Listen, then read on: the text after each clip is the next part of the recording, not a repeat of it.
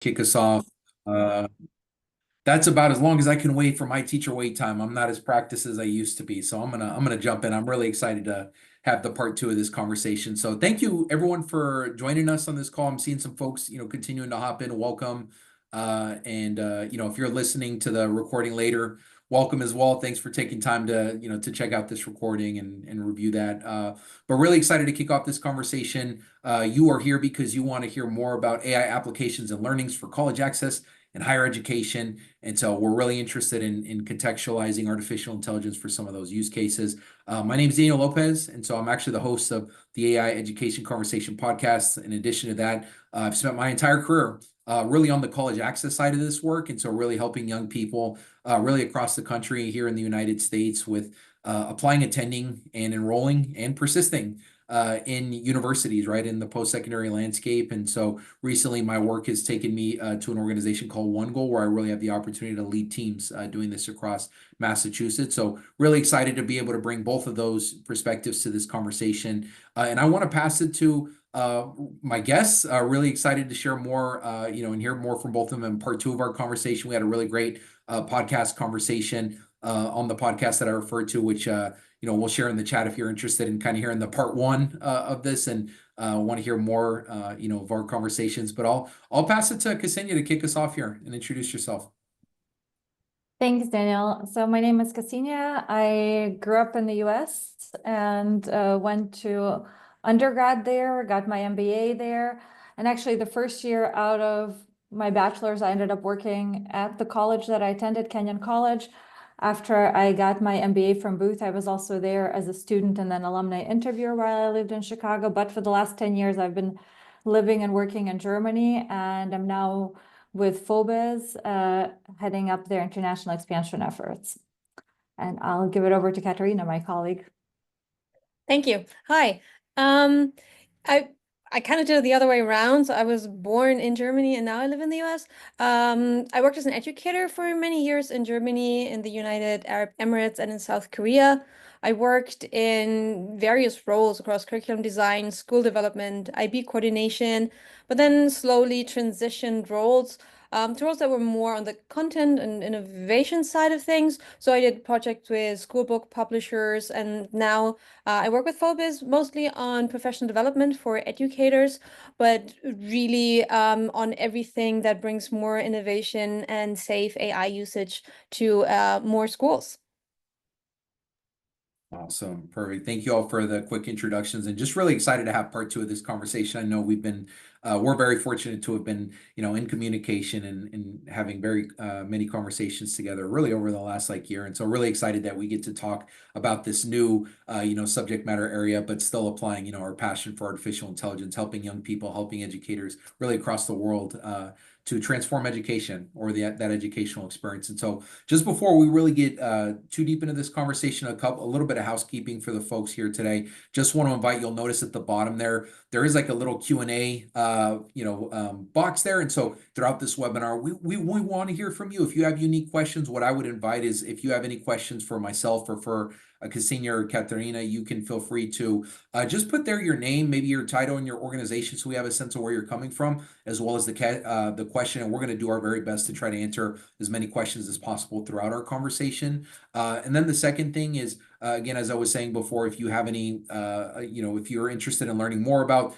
the work here, I mean, we're going to reference a couple of links throughout this experience, but, just would very much invite you all to take part of the many opportunities, the certification, the podcast, the Fobizz platform in general, all of these things that, we have available to you. And so that's it for my little preamble. The one other thing I would offer, just to give, everyone some context as to why this webinar, and I would also give a quick special shout out to, AI and college admissions special interest group for really hosting this space, for allowing us to have this conversation. But I was really interested in having this conversation with Fobizz because of a lot of the unique advantages that they'll get into in just a second here, namely privacy. And I want to just name that. I think oftentimes when we're having these conversations, I think what is top of mind for a lot of educators at this moment, or folks looking to explore leveraging AI tools, is how do you leverage AI tools but doing it in a safe way? And I think that for me feels like an area where Fobizz has a competitive advantage, and really, I'm sure they'll share more about that. So without stealing too much of their thunder, but just wanted to name that up front as like one of the reasons why I wanted to bring them to this space to you all versus the many other companies that could be out there doing this work with similar type of tools or capabilities. So with all that said, I would actually pass the mic here to both of you all. I'm curious, like just at a high level, when we talk about Fobizz, what is that? And what are some unique aspects of your work in this space? Some of the competitive advantages you all have here.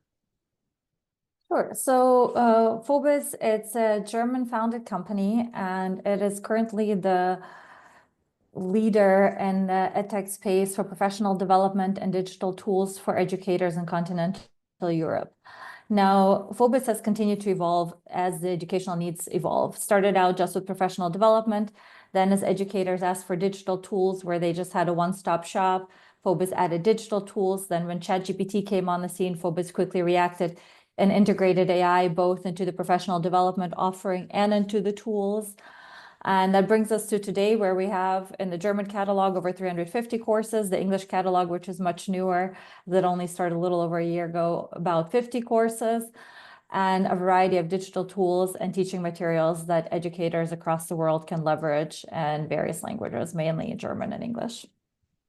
Now, what makes us unique is we are one of the few platforms that really offers you a one-stop shop for everything.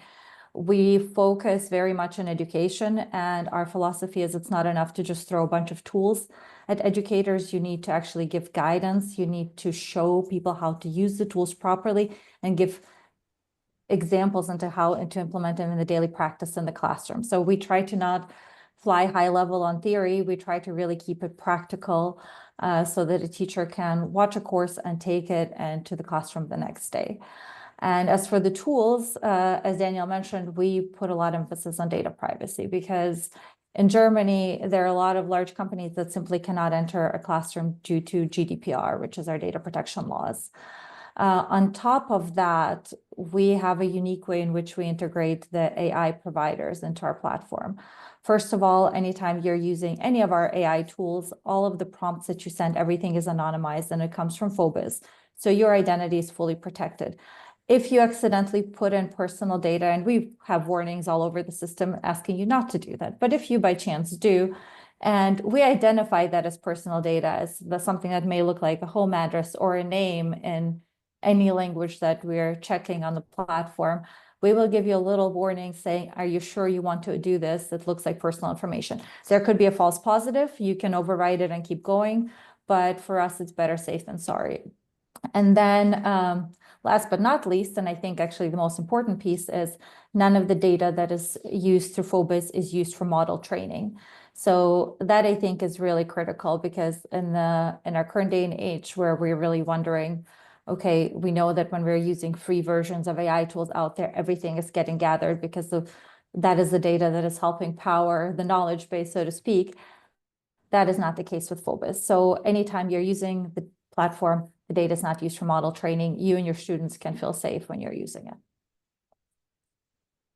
I would just add to that real quick that because that's on the teacher side, and for the student side, it's even an additional safety layer because students cannot create their own accounts. They can only access the tools through their teacher's account through a code. And that just creates this additional layer of security for students where we don't have records of their names and therefore no one else can. And that is a really convenient solution with the added benefit that the teacher can also check what they're up to and make sure there is, safe usage of the AI tools. They can see, okay, we might need to take a step back here and learn a bit more about how AI works and what you can actually use it for before just assigning a task to that. So I think that's just an additional level of security, especially when it comes to students that Fobizz offers. Yeah, and I think to reflect back what I'm hearing from both of you just for a second here, I think what really stands out to me about the capabilities is I think both of you are right. Like what the field, especially in what I'm noticing in this like unique space that many of us are sitting in, this like college access, the higher education space, is that there are some emerging definitions that are coming on both of those sides, but there is not quite yet a convergence that is happening, or like overarching frameworks or policies, or acceptable use cases that are really standardized and being like leveraged across, say, the application, entrance to college, as well as like the persistence work that'll happen across like that post-secondary experience. And so in an absence of that, some of the things that we could, we would really think would be most beneficial in this moment, where we're still kind of carving out the road ahead. Like, what do we need? Well, we need a platform that has some of these uses that is safe.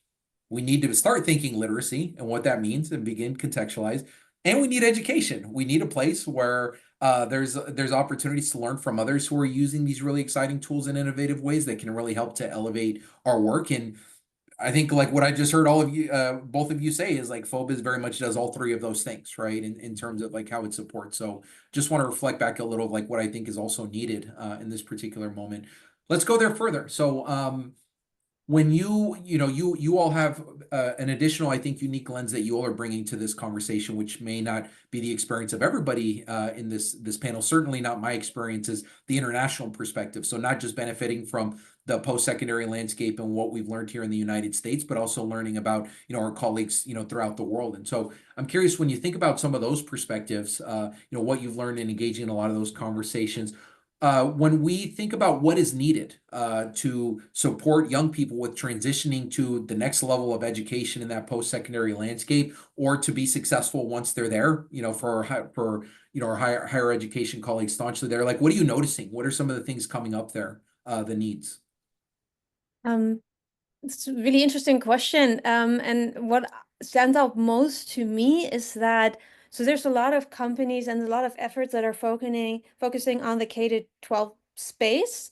And then there's the assumption, oh, but once you turn, I don't know, 18 or 21 or whatever, you got this. As if there was this magical age where now everything in AI is super clear to you, or anything you need to know for life is super clear to you. And I don't know how it's in your perspective, but for me, that did not happen. So I think what's really needed is more communication and more conversations, not a race to who knows this best, but a communication where we have an openness to change, and build something together. So what I fear is there's a bit of just suspicion on all sides. It's like, oh, students are going to use AI to write all their applications. They're like, oh, but colleges are going to use AI to sift through all the applications, and they're not actually going to look at the specific person. So I think what we need is this holistic model of education where everybody has a certain level of transparency, knows what they're getting themselves into, knows what their data is being used for, and have the ability to consent to that, and make sure that it's safe and that we're working towards a common goal, which is to further education. It's not about figuring out if somebody used AI in a way that they shouldn't have, but I just want to avoid getting stuck on these smaller issues that are highly relevant, but that distract us from what we actually want, which is innovation in education. So I think what's critical there is to not just let people go off into the wild world of the wild west of AI, and just leave them to figure out for themselves, but really have education about that, train critical thinking, analytical thinking, focus on this personal engagement and empathy aspect that AI cannot deliver right now, the creativity, the new approaches. This is giving us so many new opportunities that we can really focus on. So I think that is, in my opinion, at least, what's needed: collaboration, transparency, AI governance. And I would add to that again, what Katharina was saying, there's so much focus on K through 12, and we sometimes catch ourselves in that same boat. But at the end of the day, in higher education, it's the same problems and the same concerns. You still need to give the professors the time to figure this out, because not everybody is going to research this for fun in their free time. And in a lot of higher ed institutions, the faculty is already at capacity as far as the work goes. So I think it's up to the colleges and universities to also provide this education, or at least point people to the resources that are available and give them the time and space to understand it, because not everyone is going to be comfortable with it day one, but the truth of the matter is it's around us. The students are using it. So it is crucial that the faculty also get that support and the time to really experiment and figure this out. Because I don't know, when I think about my parents who were college professors, if they were still teaching and weren't retired, I think this would be very overwhelming to them. And I would think that they would need that guidance. They would need someone to break it down and to explain the basics of it, so it wasn't this mysterious thing that's sitting out there invading the classroom, and see instead, okay, well, what could we do with this?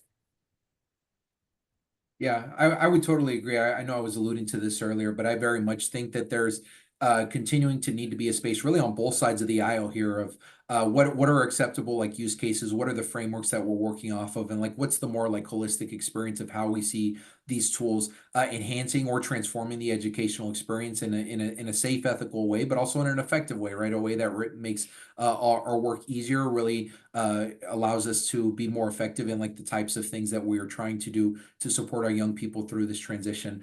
I think a piece of the equation to answer that question and to get closer to that is really understanding like, well, what is AI good at, right? And what are some of its capabilities? And so I know both of you are very uniquely positioned to answer that question, given the Fobizz experience. But so when we think about that question, like what is AI good at? What is it capable of?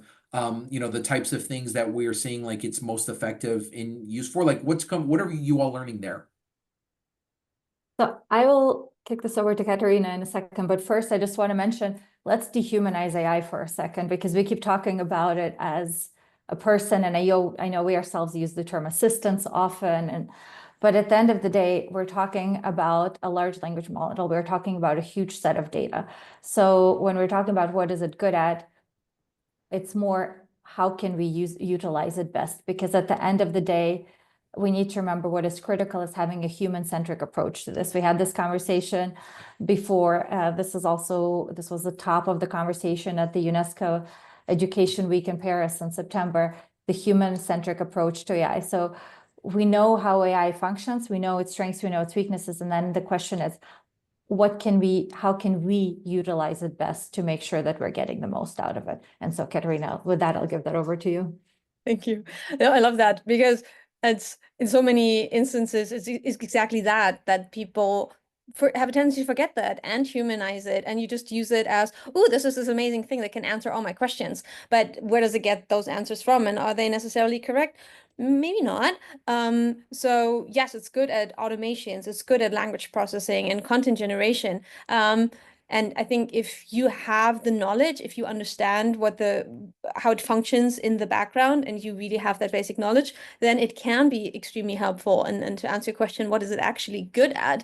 I think it's giving us a unique opportunity to level the playing field to some extent by giving all students access to advanced tools to help achieve their best outcomes. This is about diverse student needs, but it's also for students from very different backgrounds who may not have direct access to counseling, or their families might lack access to a specific type of information. And now with AI, we can bridge this gap to a certain extent, and bridge this digital divide that's been haunting us to some extent. And then if we go really specific, so we will get into that more later, I think, but customized tutors for certain topics, interview practice, writing practice, having navigate different applications, maybe even financial aid, scholarships, different programs. So this is just like information automation that AI can definitely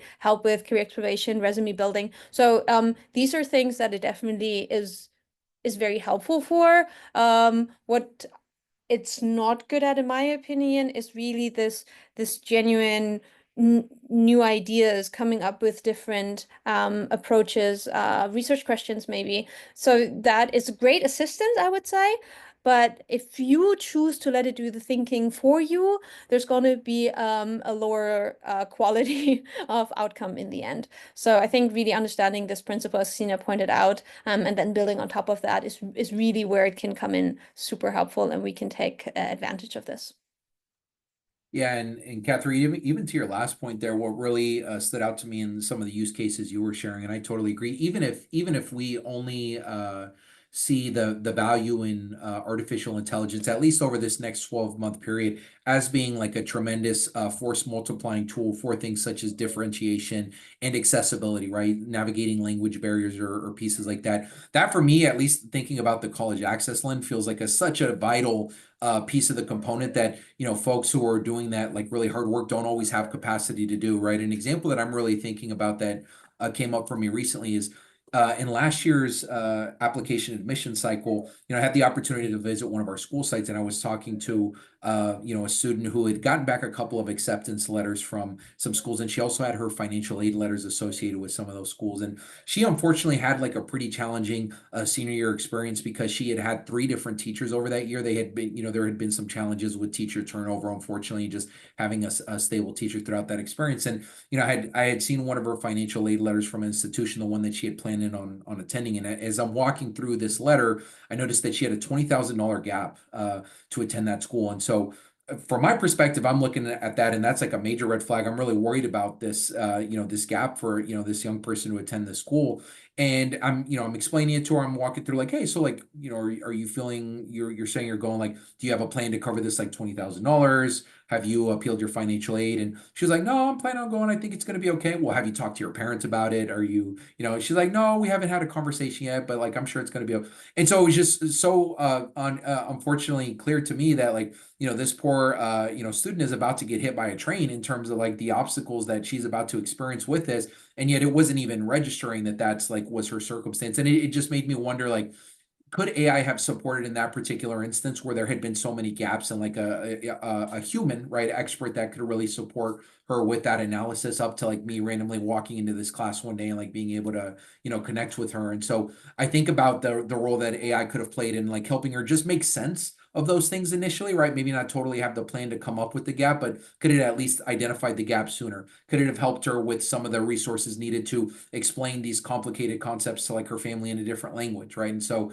I think that very much is, that in of itself, as you were saying, is like, that feels like such a tremendous advantage right already off of the bat, even if we're not talking about the research or any of those other layers that you'd kind of mentioned where it's not good at. I'd love to like go deeper into this. That was just one use case that stood up to me. But again, what excites me most is the capabilities that your platform brings. So would just invite, can we actually walk through some of the most popular features on the Fobizz platform and maybe think about that through the eye of higher education and college access? Sure. I'll show a couple of things. I mean, I don't want to spend too much time just doing, product demo. That's not what we're here for. We want to have the conversation, but I'll show a couple of things that might be of interest. So one thing that makes us a little bit unique is we try to be very transparent with everything that we do on the platform. And that includes the large language models that are available. So 1, you can see which large language model you're working with, and 2, you can select a large language model of your choice. So if I'm just starting a chat, and this is our chat with AI, which would be just, the equivalent of what many people would see as ChatGPT or a different chatbot. Well, this is what it defaulted to, GPT-4 Mini from OpenAI, but let's say I would like a different model. I can go here to the settings and select a different model of my choice. So this makes us a little bit unique because I think a lot of people are just married to one provider and stick to that. Because we're a global company, we don't want to assume that every user will be comfortable with OpenAI or Claude or Mistral. So we want to give the users options. More than that, if at any point one of the companies we work with no longer meets our data privacy requirements, our whole system is now dependent on it, we have other options. Now, this is interesting, I think, for higher ed context as well, because different large language models have different strengths and weaknesses. And here it gives people who really dive a little bit deeper into that a way to choose what is most appropriate for my use case right now and what is most appropriate for the students that maybe I'm using this with right now. So this feature is something that is quite liked by educators who use the system. They like the transparency aspect, and they like the fact that they have a choice. They're not just tied down to one model that may have certain biases that they would like to avoid, and so on.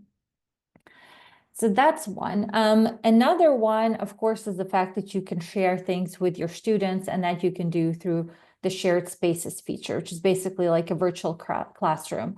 You can set up a new shared space for short term if you're doing it like a one-off webinar or seminar, and it's just going to get tossed out after 24 hours, including everything that was done.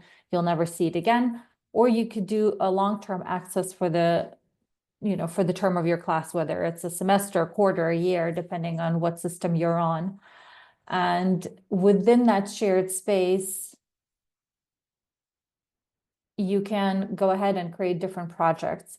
So first of all, as Katharina already mentioned, students will access this without having to sign in. So they just get access codes. This is, of course, maybe slightly less of an issue in higher education because majority of the students are over 18, but this is a huge topic of discussion prior to that. So if we're talking about using a chatbot for college admissions and for preparing you for college and for preparing you for standardized tests, this is very much a relevant point because we want to make sure that it's secure and it's safe for the users and that they're not entering personal data, that they're not entering their email addresses.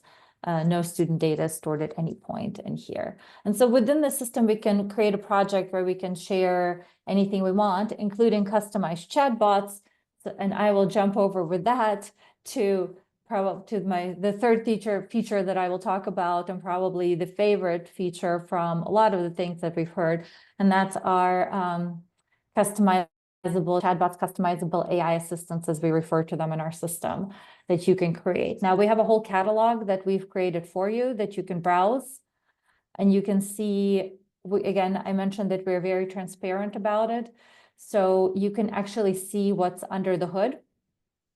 One that I would like to highlight is our college counselor chatbot that we created with Jeffrey Neal based on his prompt. So this has been approved by him. And this one can help you figure out which college you want to go to and what might, where it might fit, just to kind of show you how it works. Help me find, I'll use one of the pre-canned chat starters, but if you'd like me to ask the chatbot something else, just let me know. To help me find the right universities. I don't know which schools I should apply to. Let's see what it tells me. Okay, do you have a preference for studying a particular country or region? Okay, let's say I would like to study in the United States.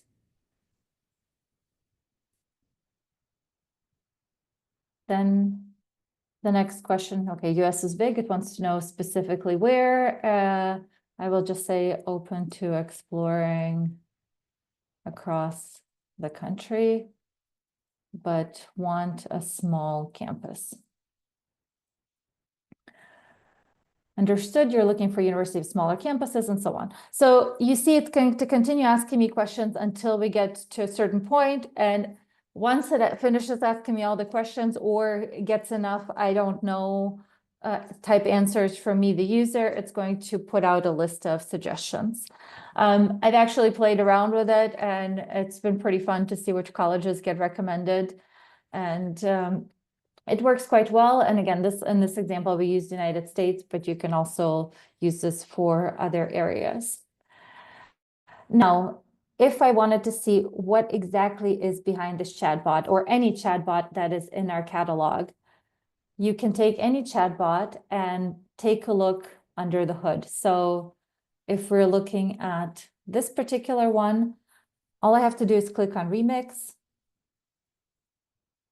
which lets me take the chatbot and edit it, but it also gives me a chance to view exactly what is the role that is given to this chatbot. and I can scroll through and I can adapt it. I can also add additional background knowledge that may be relevant for the students at my school that will help them make a better decision. Or if I'm using this at the college level for a different purpose, add specific information that would be helpful in that context. Now, with these assistants, in addition to using our catalog, you can, of course, create one from scratch, where I would click on Create an Assistant and enter all of the information, enter the role and instructions, and so on. I can use up to 2 of these plugins to help enhance my assistant. For example, if this is something about a math class or a higher level chemistry or physics class that requires quite a few calculations, I will definitely want to include Wolfram Alpha because it's going to support that math activity. And so on. You choose what is relevant for you. You can upload the files that are relevant for your course. You can upload past exams and say, based on that, generate new exams. You have a lot of things that you can do with this. This gives you a way to create what you need, share it with other colleagues, or if you're creating this for student use, share it within the shared space with your students while you're still in the driver's seat, can see what they're working on, can make sure that, everything is still in a safe and secure environment. Now, if you want to create a chatbot, but you've never done this in your life and you're wondering, okay, where do I even start? We have a chatbot to help you create a chatbot. I know it sounds funny, but we really do. So Rob, the role prompt expert, I can go ahead and say, help me with a certain task, and Rob will. So just for fun, I'm going to ask Rob to help me create a personal statement tutor to help me, create a tutor for my students with writing their personal statement for colleges. Now, to spare you my typing, I put this before, but I'll read it out loud.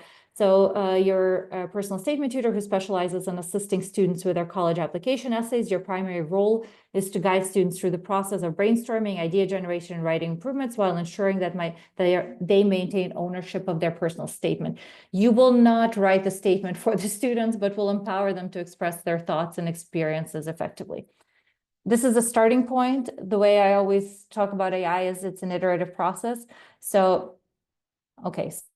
So Rob is going to ask me, do I want it simple or complex? I want it complex because we want it simple just means it's going to be more broad. Complex means it's going to be more specific. That's basically breadth versus depth. At this point, we want to focus on depth. So within seconds, I get the role prompt.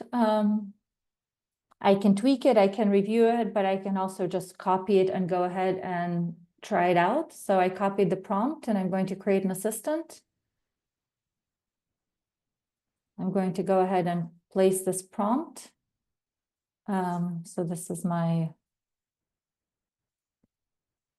personal statement assistant for college essays. I will put the description here in detail. I can create an image using AI. I can add some plugins. So for example, I would like it to have access to Wikipedia, though honestly, even that's not necessary for personal statement writing, and so on. I can go ahead and save this and just check out what it does, because again, chat starters would have been good, but that's all right. We will just go ahead and try to say, I need help with my personal statement. Where do I start? Now, we haven't done much. You saw this was within seconds. We haven't actually tested it. So this is the first response. Hello, I'm here to help you with your personal statement. This essay is a crucial part of college application. Let's focus on brainstorming ideas and so on. So we can test it. We can see where there are gaps. We can go back and enhance the role and the prompt. We can add any additional background information we see relevant. But this gives you an idea of how within minutes you can create a base for a chatbot, and then you can tweak it and improve it to really get to the finish point and get to the point, like to the state where it would be helpful for your students.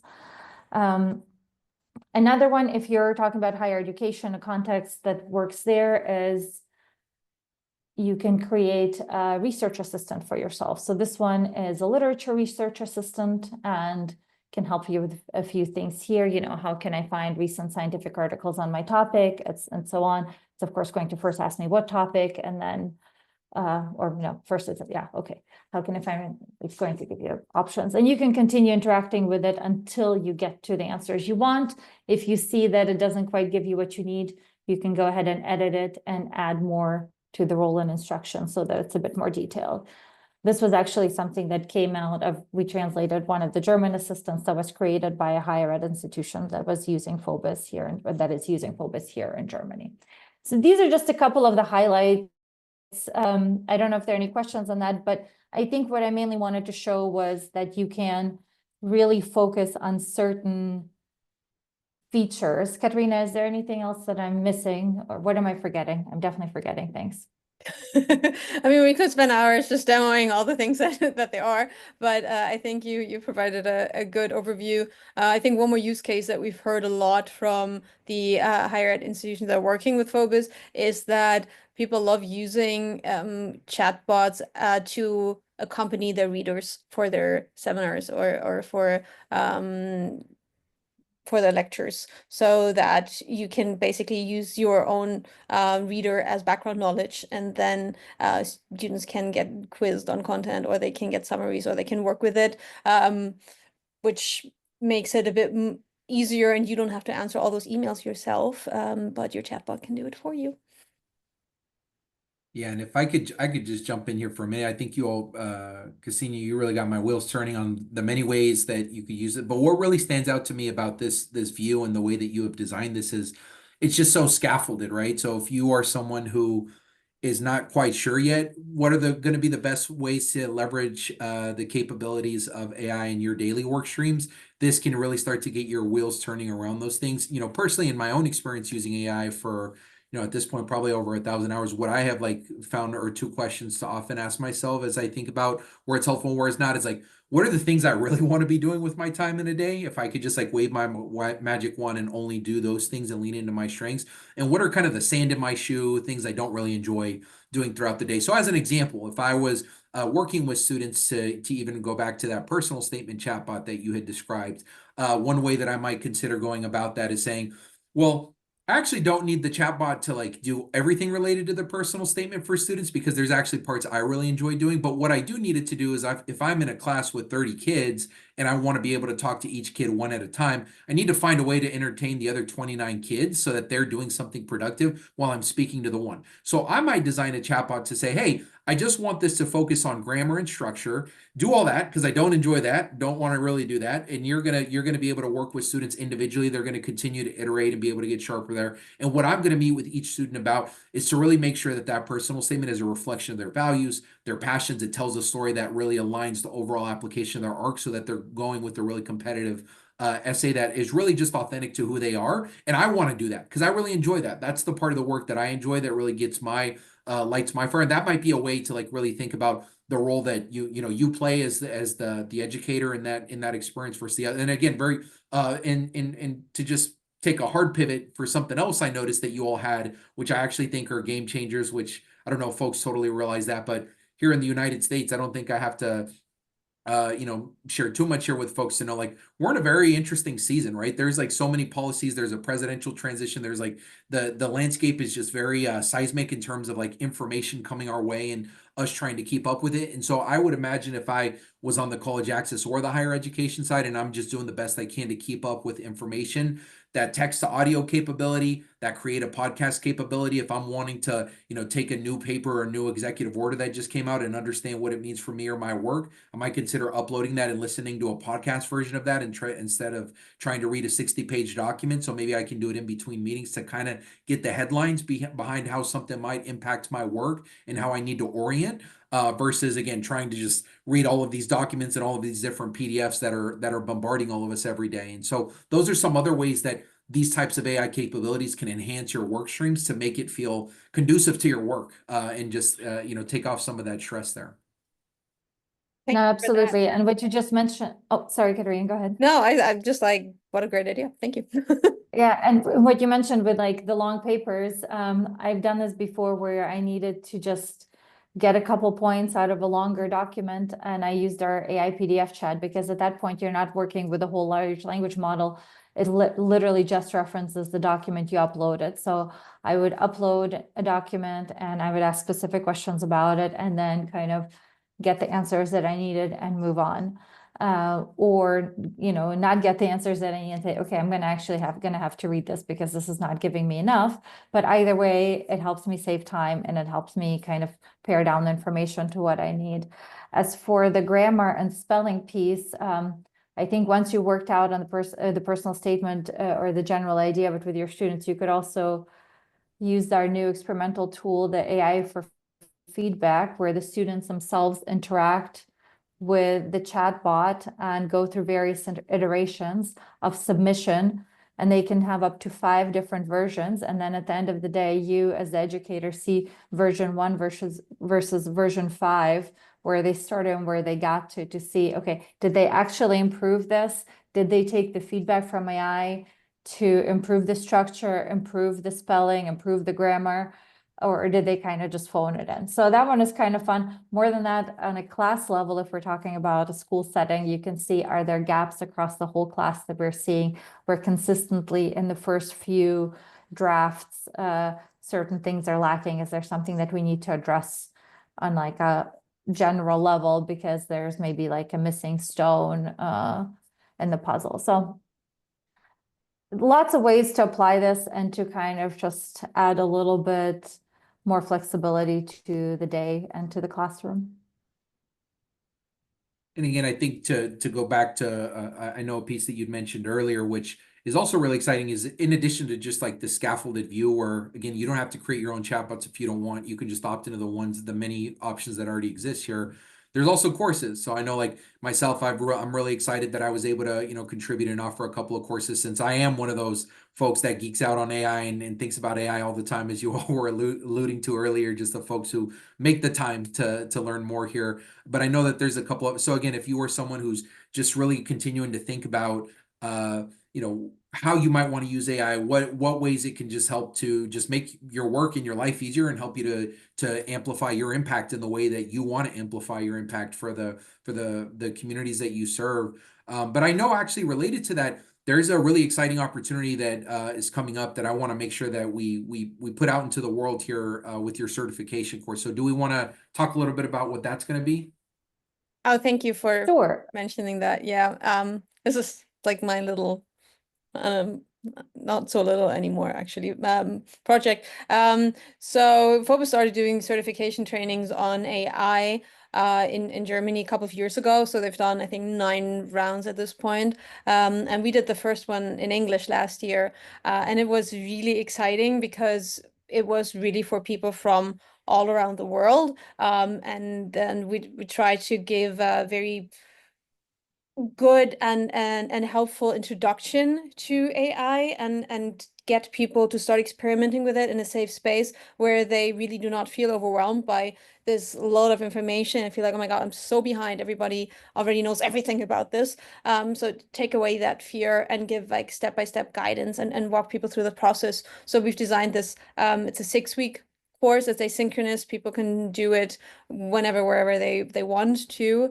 We do have live events and also office hours, but everything is recorded, so you don't have to be able to attend things live because we at this point, so we're starting March 18th, and we already have people enrolled from over 40 countries, which just creates time zone difficulties that we don't want to manage. So everything is recorded, everything is accessible after the event, and it's really about introducing people to AI, but also giving them tools that they can then take straight into their classroom and start, so they can see the effect and where it's helpful for them personally right away.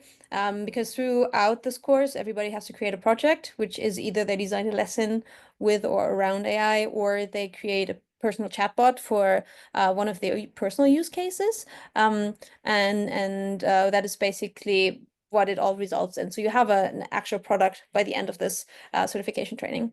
And it's really fun to see the results what people come up with. It's so interesting, things we have never thought of before.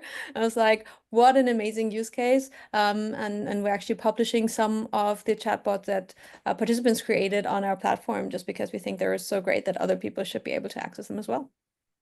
Katharina, remind me, but I remember when we were first talking about that, you'd mentioned that there was maybe an educator in another country who was doing vocational education, I think around cosmetology, and that they had designed a chatbot around like aligning specific hair color palettes with, with to support. I remember it was something so unique to your point of like, what a game-changing use case for that, that classroom and that, that major. And I just don't fully remember the story there.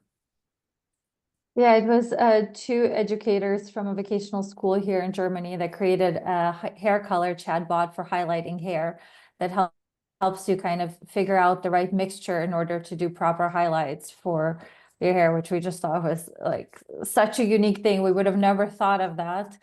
And it was, we had actually a webinar where we highlighted 5 very different chatbots. We had over 100 different submissions and our team had a hard time picking, but we kind of tried to find 5 very unique different use cases. And this was one of them that just really stood out because it's in one way so niche, another way, like you never would have thought of it. But if you look at it, okay, if they could do that for this particular application, how many other use cases are there? I think we really need to think more creatively about how we can leverage AI. Yeah. And I know we just have like 1 or 2 minutes here. So just at this point, if you're in the audience and you wanted to ask a question to any of us, would invite you to submit that question now. But just while we're waiting to see if any responses do come in, want to just like give you all the floor here. Anything we might have missed, any advice that I either would offer our webinar or any like perspectives on just the higher education college access landscape that you feel like we haven't touched yet. Just want to give some open space here to make sure we highlight anything that we might have missed. I think I would just reiterate my point from earlier that data can never paint the full picture, and that this human connection is just what really stands out to me. And I know that different countries handle this very differently. And I also know that there is just an efficiency component to this. And countries with national entrance exams, like I know that China and India do this, they will outsource a lot to AI. And I think at some point you have to, in order to stay competitive. But and I know I'm speaking here from a very European perspective, where we now have the EU AI Act, where something like that would definitely be in the, high risk red category, where you cannot let AI make decisions on a person's future. And I think that is something, even if that is not a rule everywhere, is something that we need to keep in mind and think about, that we're not just dealing with data, we're dealing with people. And that is amazing, and we should cherish that to some extent, and see, okay, what is an actual helpful aspect. So maybe we can use AI to eliminate bias, or we can have it set clear elimination factors for very specific programs. But in the end, maintaining this personal connection and really valuing the individual person is something that I would like to continue to push for.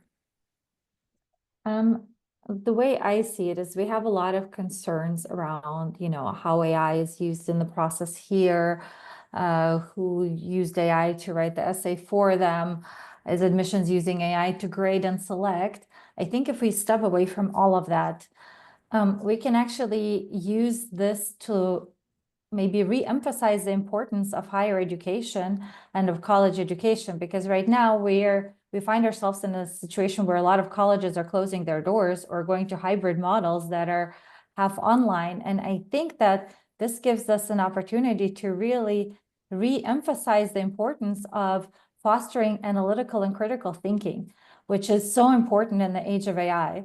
And that is something that you're going to have a hard time doing with just a chatbot, without a professor who's challenging you, who's questioning you, without that in-person interaction with your classmates in a live setting. And I think having this AI as a base that is surrounding us everywhere, but thinking, okay, despite all of this, we can actually be better. We can make ourselves better. We can look at things in a way that, what kind of higher education stands for, developing your critical and analytical thinking skills.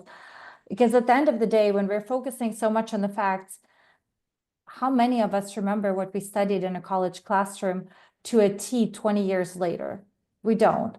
But the skills that we learned, the critical thinking skills, the basis of analyzing the world around us, that is going to stick. And I think it's very important to focus on that, especially in the age of AI. Well said. Ksenia, Katharina, really appreciate your time today. We didn't get any questions submitted, so we must have really hit the bullseye here in terms of giving folks exactly what they came here today. But I would just also name, if there's any questions that come up for anybody in the webinar or listening to this recording here, I can speak for myself to say, I am available on LinkedIn. I know Katharina, Ksenia, I know you all are on LinkedIn as well. Would you invite folks to connect with you there if they have any follow-up questions or want to learn more? Absolutely happy to connect. So find us on LinkedIn. We're there. We're active, and we're happy to share more. And if you haven't already, again, would very much invite you all to sign up for that certification opportunity that they had mentioned, and to share that with your colleagues as well. If you think there's some other folks who weren't able to make it today, that would be really excited to be able to get some free PD on leveraging AI. And so, but thank you all very much for your time today, and hope you have a great week. Thank you. Thank you very much. There you go. Bye.